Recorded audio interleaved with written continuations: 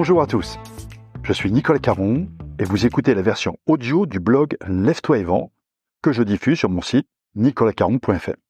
J'y traite des sujets de la prospection, de la vente, de la négociation, de management commercial et aussi de développement personnel quand il peut nous aider à vendre.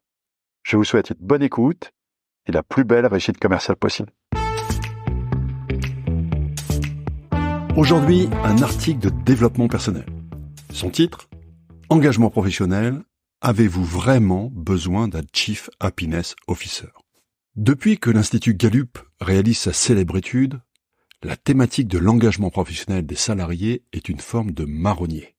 Tous les ans, nombre d'articles reviennent sur les chiffres de cette étude, qui malheureusement illustrent le désengagement croissant des salariés vis-à-vis de leur travail, de leur entreprise, ou des deux en même temps.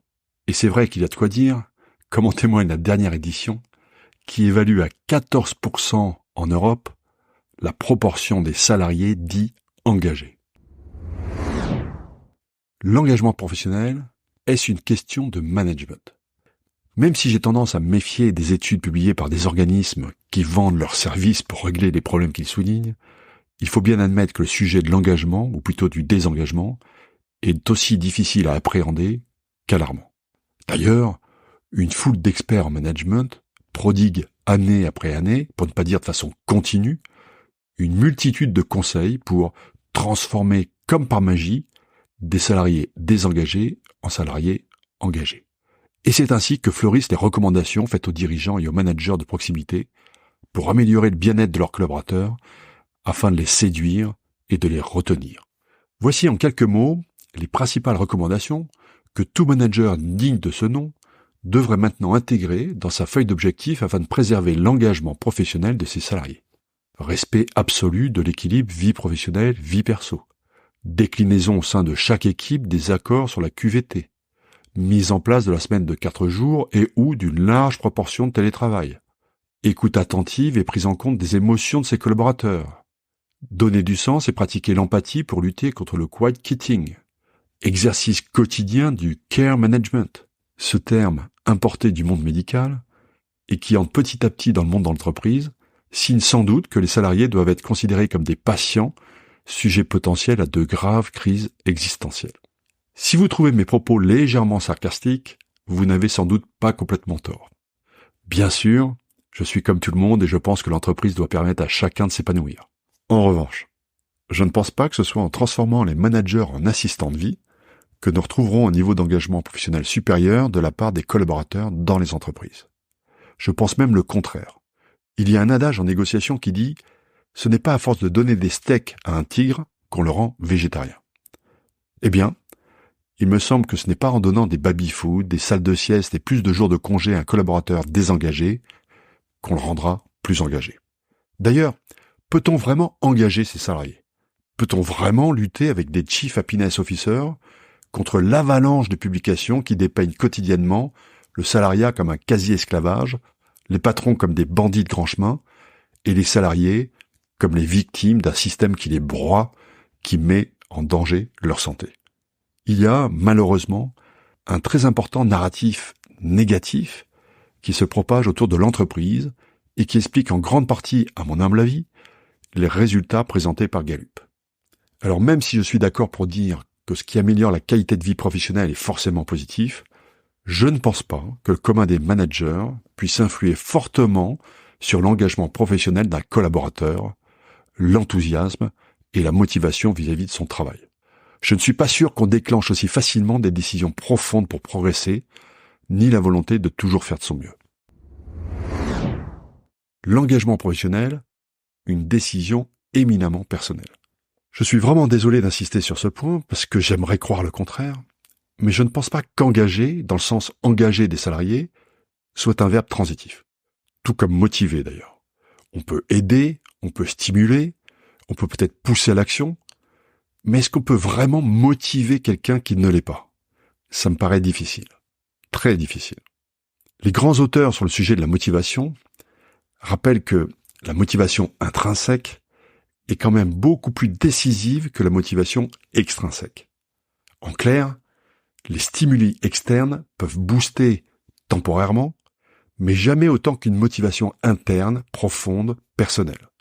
Par exemple, si j'ai décidé de considérer le job que vous me proposez comme alimentaire, vous pourrez augmenter la part de télétravail ou m'offrir une meilleure mutuelle, vous aurez du mal à me faire changer d'état d'esprit. Alors bien sûr, ma femme sera contente que je lui annonce que la prise en charge de nos lunettes est meilleure. Certes. Elle me dira sans doute que c'est une très bonne chose. Ok. Mais cette conversation ne se terminera sans doute pas pour autant par l'expression d'une plus grande motivation à prospecter ou à faire les tâches les plus difficiles de mon métier. Vous savez, les tâches impopulaires, mais qui sont à la base de tout succès. Je suis convaincu que ce qui nous pousse vraiment dans la durée et de façon constante se trouve au fond de nous. Je suis persuadé que les salariés engagés le sont autant, voire davantage pour eux-mêmes que pour leur entreprise. Les collaborateurs les plus engagés dans leur travail ont compris toutes les vertus de l'engagement, tous les bénéfices personnels qui en découlent. Alors, pour les plus sceptiques d'entre vous, voire pour les apôtres du détachement professionnel, je vous propose de revenir rapidement sur quelques avantages de l'engagement professionnel. Ces quelques idées que les désengagés n'ont peut-être pas comprises, pas encore. 5 bénéfices personnels de l'engagement professionnel. L'engagement professionnel rend la vie au travail plus belle. Je ne sais pas pour vous, mais personnellement, j'ai toujours pensé que faire les choses avec enthousiasme, quelle qu'elle soit, est quand même beaucoup plus facile et surtout bien plus plaisant que les faire avec des pieds de plomb. Faire les choses avec passion, c'est leur donner une nouvelle dimension. Quels que soient les sujets, l'engagement pousse à faire des choses nouvelles, à changer les itinéraires, à essayer une nouvelle piste. Et le changement, les nouveautés, la découverte de nouvelles façons de faire sont de formidables sources de motivation. Être désengagé, considérer notre job comme purement alimentaire, s'efforcer de faire le minimum, ni plus ni moins, c'est aussi se condamner à faire et refaire encore et encore la même chose de la même façon. Quelle tristesse. Quels que soient les métiers, c'est la façon de le faire qui est déterminante. Et ceci est d'abord une décision personnelle. L'engagement professionnel facilite et booste les progrès. L'engagement vis-à-vis de sa mission, de son travail, donne fatalement envie de mieux le maîtriser, de peaufiner son expertise pour l'exercer de mieux en mieux. Si vous lisez l'ouvrage de Teresa Amabile, The Progress Principle, vous découvrirez les résultats d'une formidable étude sur ce qui motive les salariés. Et devinez ce qui arrive en haut de la pile. Le progrès. Ou plus exactement, le sentiment de progrès. Cette sensation d'avancer, de franchir des caps, de surmonter les difficultés. Alors bien sûr, nombre de désengagés nous diront que c'est le manager qui doit les faire progresser, que c'est l'entreprise qui doit donner du sens à leur vie professionnelle. Certes, ils n'auront pas complètement tort. Mais pour autant, il n'est écrit nulle part que nous ne pouvons pas nous-mêmes prendre notre propre développement en charge. Jamais dans toute l'histoire de l'humanité, nous n'avons eu autant de ressources facilement accessibles pour apprendre, renforcer nos compétences, nous développer. Alors pourquoi diable le développement de nos compétences devrait-il uniquement dépendre de notre management ou des incitations à nous développer de notre entreprise? Je crois énormément au cercle vertueux qui lie l'engagement au progrès et à la motivation. À titre d'exemple, je discutais récemment avec un ami chirurgien. Lui-même se passionne pour les nouvelles technologies qui lui permettent d'aller encore plus loin dans la maîtrise de son art. Et il me disait ne pas comprendre ses collègues de 10 ans ses cadets qui ne s'y intéressent pas et qui se contentent de savoir-faire qu'ils ont acquis dans leurs études. Comme le disait David Schwartz, ce qui compte n'est pas tellement ce que vous savez quand vous commencez, c'est ce que vous apprenez et mettez en pratique une fois que vous ouvrez les portes. L'engagement professionnel simplifie la vie au travail. S'engager à fond dans son métier est aussi une façon de se simplifier la vie. Je me souviens d'une discussion avec un collègue, plus âgé que moi à l'époque. Il m'avait dit « Gagner de l'argent n'est pas difficile. Gagner de l'argent sans travailler plus que les autres, ça, c'est difficile. » Alors bien sûr, certains nous diront qu'on peut travailler moins tout en gagnant plus. Mais j'ai rarement vu de mes yeux la mise en œuvre concrète de cette ambition. Au contraire, j'ai souvent vu des gens au milieu du gué, ne sachant quoi choisir entre tout donner pour leur plan A ou continuer à préparer leur plan B. Mais le problème des plans B, c'est que ce sont des freins. On a fatalement du mal à s'engager dans son job quand on pense à l'éventualité de faire autre chose. Les vraies conquêtes, les vraies réussites se font lorsqu'on brûle les bateaux, pas quand on ménage la chèvre et le chou. J'ai conduit moi-même de nombreux entretiens de recrutement avec des candidats à moitié, entre guillemets. et j'avoue que j'ai toujours eu du mal à succomber.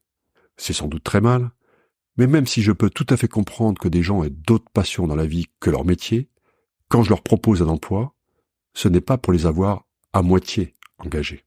Mais au-delà de la relation avec son employeur, je suis intimement convaincu qu'il n'y a rien de tel pour soi-même que de s'engager à 100% dans ce que l'on fait, quitte à faire un point de temps en temps et changer de direction, le cas échéant. L'engagement professionnel traduit une forme de générosité. Préférez-vous travailler avec des gens pingres ou avec des gens généreux? Et vos collègues, vos clients, vos managers, pensez-vous qu'ils apprécieront davantage de travailler, de collaborer, d'échanger avec vous si vous êtes avare ou si vous êtes généreux? Eh bien, vous pouvez remplacer généreux par engagé, parce que l'engagement, c'est aussi une forme de générosité. Toutes les actions, toutes les missions que vous mettez en œuvre quotidiennement peuvent être faites avec engagement ou de façon désengagée. Et évidemment, la perception de vos interlocuteurs sera radicalement différente. Rares sont les gens qui apprécient de travailler avec des gens constamment en dedans. On peut le tolérer, on peut s'y résigner, mais ce n'est jamais de gaieté de cœur. Donc là encore, c'est un choix. Mais c'est un choix qu'il faut être prêt à assumer, quand nos collègues ou nos relations professionnelles finissent par s'enlacer. L'engagement professionnel rend la vie au travail plus riche. Plus riche au sens figuré, c'est le sens des points précédents, mais aussi au sens propre. S'il y a quelque chose qui a changé dans la relation salarié-entreprise, c'est qu'on ne paie plus aussi facilement pour voir. Même les avocats de la distance, du détachement, de la priorité au temps pour soi, devraient pouvoir comprendre qu'on ne peut pas à la fois prétendre à une rémunération confortable, tout en étant désengagé. Pour rappel, le méchant patron a quelques charges à payer pour faire tourner son entreprise. Et à chaque fois qu'il verse un salaire, il est normal qu'il puisse s'étrangler quand ceux qui le traitent de pingre sont eux-mêmes très avares de leurs efforts pour contribuer à la réussite de l'entreprise qui les emploie. En revanche, je connais beaucoup de directeurs commerciaux qui n'ont pas de réticence à bien rémunérer les homo commercialus qui font leur métier à fond. Pour rappel, il y a des dizaines de milliers de postes de commerciaux vacants. Alors il est facile de comprendre que des commerciaux engagés sont attendus les bras ouverts par nombre d'entreprises. Alors maintenant, pour terminer cet article, je voudrais m'adresser plus spécifiquement aux désengagés par principe, ces personnes qui revendiquent leur droit de voir leur job avec détachement sans pour autant oser aller au bout des choses. D'abord, je vous incite à faire preuve d'un peu d'ambition. Pourquoi se contenter d'être désengagé quand on peut être activement désengagé? D'ailleurs, Gallup prévoit les 3 catégories. Les engagés, les désengagés et les activement désengagés. C'est quand même plus chic, non? Alors que diable, faites le geste à fond. Osez être activement désengagé. Soyez fiers de votre désengagement professionnel. C'est l'expression de votre liberté de choix, alors allez au bout de votre logique. Vous n'en serez que plus admirable. Et d'ailleurs, pour être parfaitement cohérent avec votre vision du travail, et que personne ne puisse jamais vous la reprocher, je vous suggère de ne faire appel qu'à des gens qui partagent votre philosophie. Pour cela, rien de plus simple. Il suffit d'un peu de congruence, et peut-être d'un peu de courage, pour s'entourer de congénères qui vous ressemblent. Laissez-moi vous donner quelques pistes. La prochaine fois que vous confierez votre enfant au maître nageur, choisissez celui qui passe son temps sur son portable en surveillant d'un œil ce qu'il considère comme une marmaille bruyante sans intérêt. La prochaine fois que vous irez au restaurant, demandez à être servi par le serveur le plus détaché, celui qui se moque le plus de la satisfaction des clients. La prochaine fois que vous irez aux urgences, exigez d'être soigné par le médecin le plus activement désengagé qui soit. Celui qui, comme vous, considère son job comme purement alimentaire. La prochaine fois que vous vendrez votre maison, prenez le premier agent immobilier qui passe, sans vous préoccuper de son professionnalisme. Je pense que vous avez compris l'idée. Je vous laisse poursuivre la liste vous-même. Si vous vous en donnez la peine, vous trouverez tout au long de votre vie et à chaque fois que vous aurez besoin d'aide, des gens désengagés, voire activement désengagés, pour vous accompagner. Vous allez voir, c'est top.